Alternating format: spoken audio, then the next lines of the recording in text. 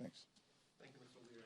Speaker Johnson said this morning that we were always planning to have those conversations in the month of October with regard to the Affordable Care Act premium tax credits. In your conversations and discussions leading up to the shutdown and since, were you ever given the impression that Republicans had intended to have this conversation in October? I see you smirking. I want to get your sense of.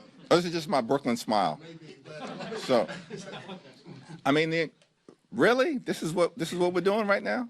Like Mike Johnson, this is an acknowledgement that the Democratic position is the American position, which is that this healthcare crisis has to be addressed right now.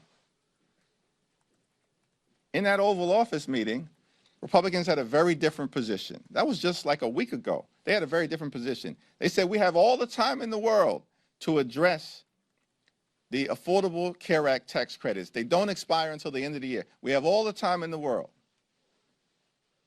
Now, they're saying something very different, which is, yeah, we were planning to address it. Okay, if you're planning to address it, let's do it right now. Welcome on board to the fact that the Republican healthcare crisis has to be addressed right now. Very different position than the one that they took in that Oval Office meeting. We have consistently pointed out that how is it the case that you bent over backwards to pass your one big ugly bill, rip health care from millions of Americans, steal food from the mouths of hungry children in order to reward your billionaire donors, and those tax breaks that were enacted in connection with the Republican one big ugly bill, they were made permanent and they expired on December 31st of this year.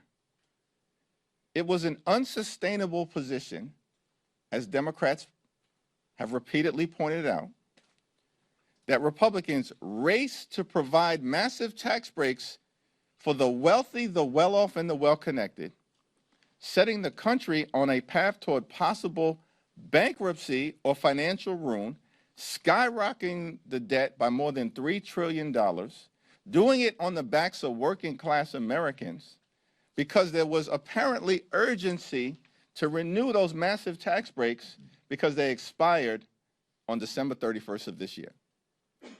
And then at the same time, taking the position in the Oval Office meeting and publicly that we have all the time in the world to deal with the healthcare crisis that we've created and the Affordable Care Act tax credits that are expiring. Of course, that was an unsustainable position. And I'm thankful that Republicans are now acknowledging it. But they still have to actually sit down at the negotiating table so we can resolve the issue, consistent with what Marjorie Taylor Greene has said needs to be done.